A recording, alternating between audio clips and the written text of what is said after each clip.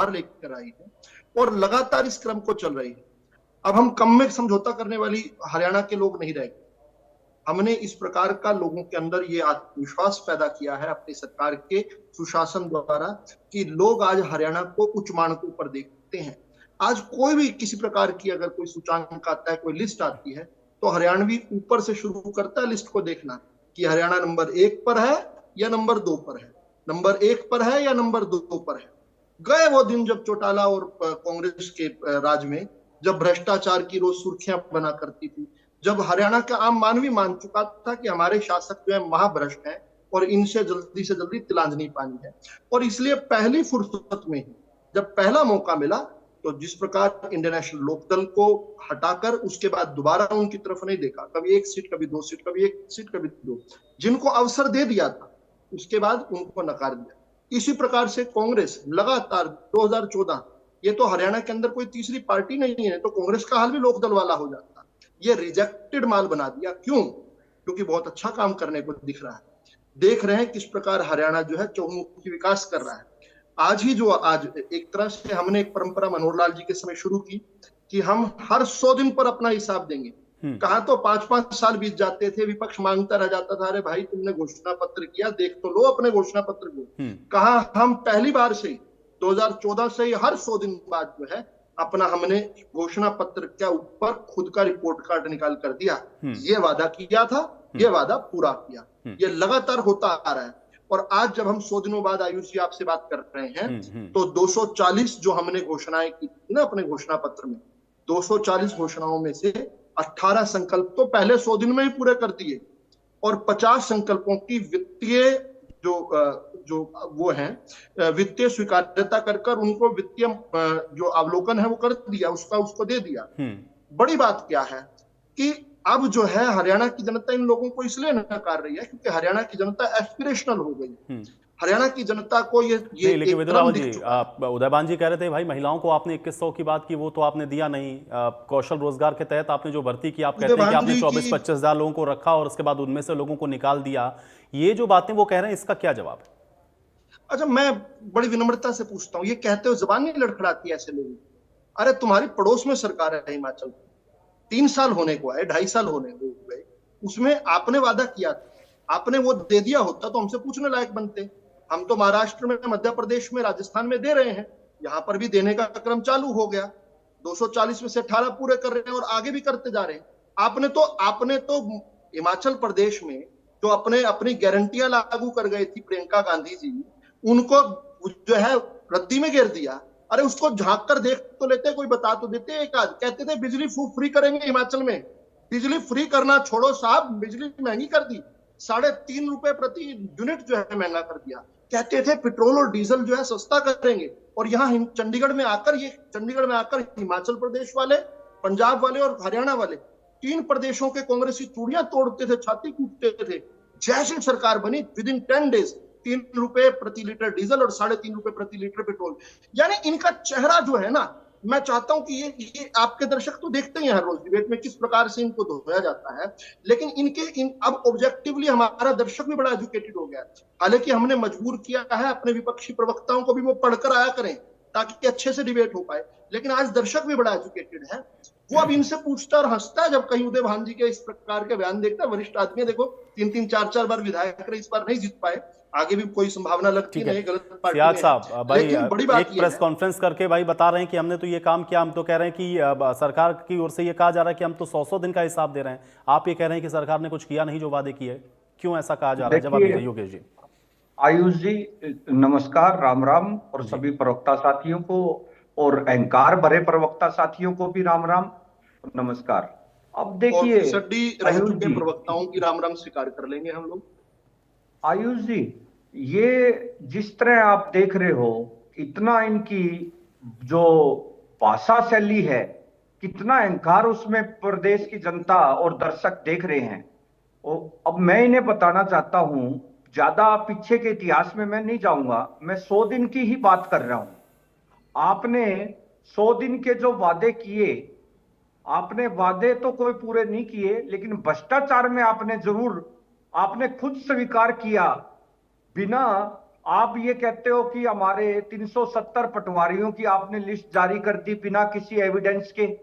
आप हर आदमी को हमने भ्रष्टाचारी जारी नहीं का की, गलत बात सर्टिफिकेट करना दे रहे हो। चाहिए। अरे हमने जारी रुकिए, नहीं की मैं सर, आपने हमने क्या जारी नहीं क्या की, आप आरोप गलत लगाए? तथ्य मत दीजिए। मैंने आपको इंटरप्ट नहीं ठीक है किया। विदुर रावल जी, नहीं, सुन आप लेते गलत ना बोलिए ना।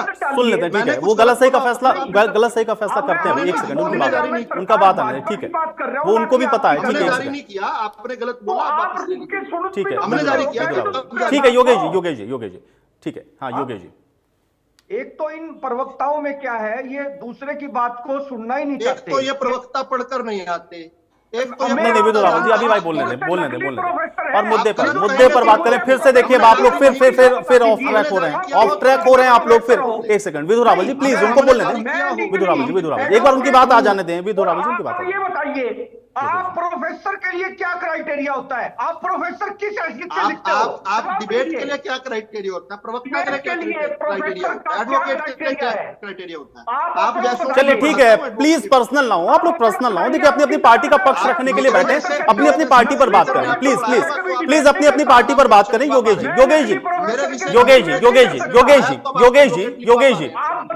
नहीं योगेश जी, एक सेकंड, योगेश जी जितना, देखिए योगेश जी आप जितना सम्मानित मेरे लिए हैं, योगेश जी आप जितना सम्मानित मेरे लिए उतना ही विदुर रावल जी भी है, उतना ही ओंकार जी भी है। प्लीज ये पर्सनल कमेंट से बाहर आ जाए। आज 100 दिन पर बात करते हैं, आज 100 दिन पर बात करते हैं। एक सेकंड विदुर रावल जी, एक सेकंड, योगेश जी मुद्दे पर बात करते हैं, ठीक है। अरे योगेश जी देखिए समय खराब हो रहा है, योगेश जी समय खराब हो रहा है। फिर आप शिकायत करेंगे कि आपको आपकी बात रखने का मौका नहीं मिला। एक मिनट योगेश जी मुद्दे पर बात करिए। योगेश जी मुद्दे पर बात करिए, प्लीज पर्सनल मत होइए। आप सब सम्मानित हैं, मैं कह रहा हूं पर्सनल बात मत करें। आप जिस पार्टी का पक्ष रखने आए, पक्ष इंतजार क्या करते थे? विदुर रावल जी प्लीज, विदुर रावल जी एक सेकंड, अभी योगेश जी मुद्दे पर बात करते हैं, मुद्दे पर। आपके चैनल पे इनके नाम अगर इस प्रकार से नहीं योगेश जी ऐसे नहीं, योगेश जी एक सेकंड, सबूत दीजिए आपके प्रोफेसर होने का। योगेश जी ऐसे नहीं, पर्सनल अटैक प्लीज ना करें। ये सही नहीं है, ये सही परिपाटी नहीं है। योगेश जी इसका इस डिबेट से कोई लेना देना नहीं है। योगेश जी इसका इस डिबेट से कोई लेना देना नहीं है। मैं ये कह रहा हूं कि आप अपनी पार्टी का पक्ष रखिए, अपनी पार्टी का पक्ष मैं रखिए, ये बात दावे से कह सकता हूं, पक्ष रखिए, अपनी पार्टी का पक्ष रखिए। प्लीज पर्सनल अटैक मत करें, नहीं तो फिर उधर से भी वैसा ही जवाब आपको भी मिलेगा। योगेश जी देखिए फिर आप शिकायत करेंगे, योगेश जी फिर आप शिकायत करेंगे कि आपको बोलने का मौका नहीं मिल रहा है। मैं कह रहा हूं अपनी पार्टी का पक्ष रखिए, मैं कह रहा हूं अपनी पार्टी का पक्ष रखिए। ये छोड़ के जा रहा हूं जब तक आप इसके नाम से प्रोफेसर नहीं हटाओगे। नहीं ये क्या जिद है, ये क्या जिद है योगेश जी? के लिए क्या क्राइटेरिया होता है ये मैं बताता हूं। यूनिवर्सिटीज का ये तो नहीं बता सकते, मैं बता दूं कम से कम। मैं आपको बताता हूं, आप हिसार के जिलाध्यक्ष मैंने बनाया था, असिस्टेंट प्रोफेसर होता है, सुन लीजिए। भाजपा का मैंने बनाया था ना, गलती की ना हमने, सुन लीजिए, गलती की ना। अरे योगेश जी ये मुद्दा है क्या आज का? योगेश जी ये क्या मुद्दा है आज की डिबेट का? मुद्दा है नहीं योगेश जी आप मुझे बताइए, 100 दिन के कामकाज पर आपके जो प्रश्न है मैं उस पर जवाब चाह रहा हूं।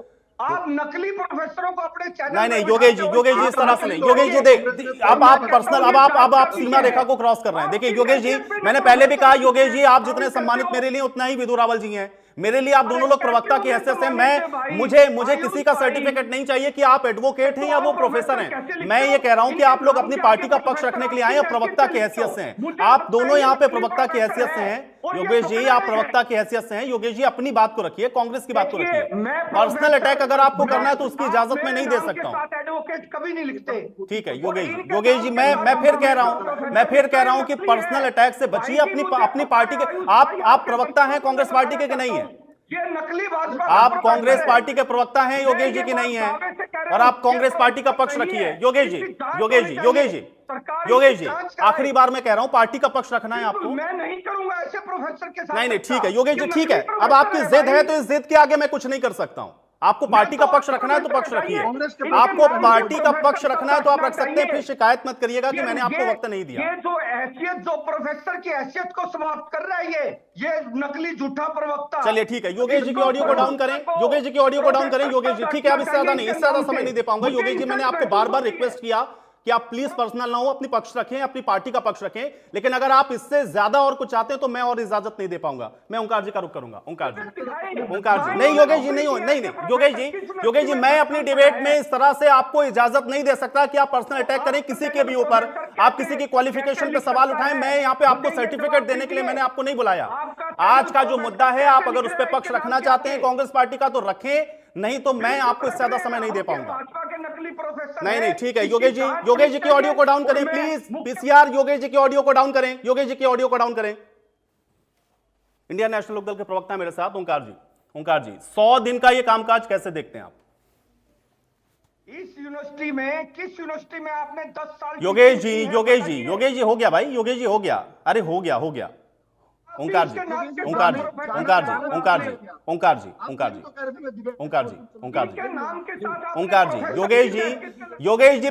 योगेश जी प्लीज हो गया, आपका हो गया समय। ओंकार जी डिबेट नहीं छोड़ के जानी। ओंकार जी अनम्यूट कर लें, आप म्यूट हैं शायद। दूसरे के टाइम पे अगर नहीं बोलेंगे तो मेरे को नहीं लगता कोई डिबेट किसी तरह की डिस्टर्बेंस होगी। देखिए 100 दिन का हिसाब किताब दे रही है सरकार, 100 दिन नहीं 10 साल और 100 दिन, मतलब 7,650 दिन का हिसाब किताब दें। आज हरियाणा में जितनी समस्याएं हैं, प्रॉपर्टी आईडी, परिवार पहचान पत्र, आयुष्मान पोर्टल, रजिस्ट्री, ये सारी समस्याएं इन्हीं की देन है। और देखिए अभी 3-4 दिन पहले नायब सैनी जी ने कहा था, मुख्यमंत्री महोदय ने, अपराधी या तो अपराध छोड़ दें या हरियाणा छोड़ दें, नहीं तो हम छुड़वा देंगे और हम पुलिस को खुले हाथ देते हैं, फ्री हैंड देते हैं।